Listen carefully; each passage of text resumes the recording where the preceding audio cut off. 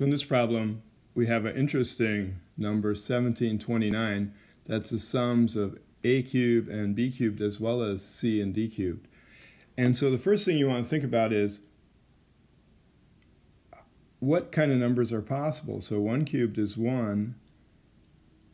10 cubed equals 10 times 10 times 10, so it's 1 with 3 zeros. And what about 20 cubed? 20 cubed would be an 8 with 3 zeros. So we can figure out that it's a fairly small number of possibilities there that could do that. So let's write out our cubes. And so as we write them out, you see that we don't have to go any further than 12 cubed because that's just a little bit smaller than 1729. But in looking at it, we say, well, if we're that close, 1728, let's see if we can add to that. And we can add.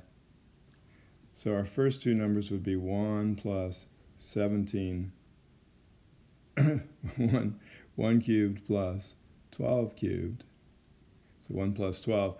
And then we have to look and see if we have anything else that adds up to a 9.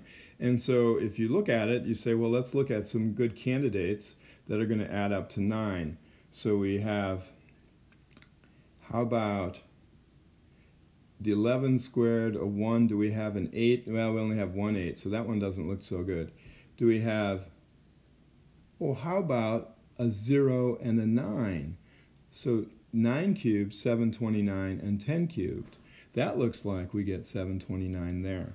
Okay, so it looks like 1 cubed plus 12 cubed plus 9 cubed plus 10 cubed. So the answer, always be careful in math counts, the sum of them, so it looks like the answer will be 1 plus 9 is 10, plus 10 is 20, plus 12 is 32.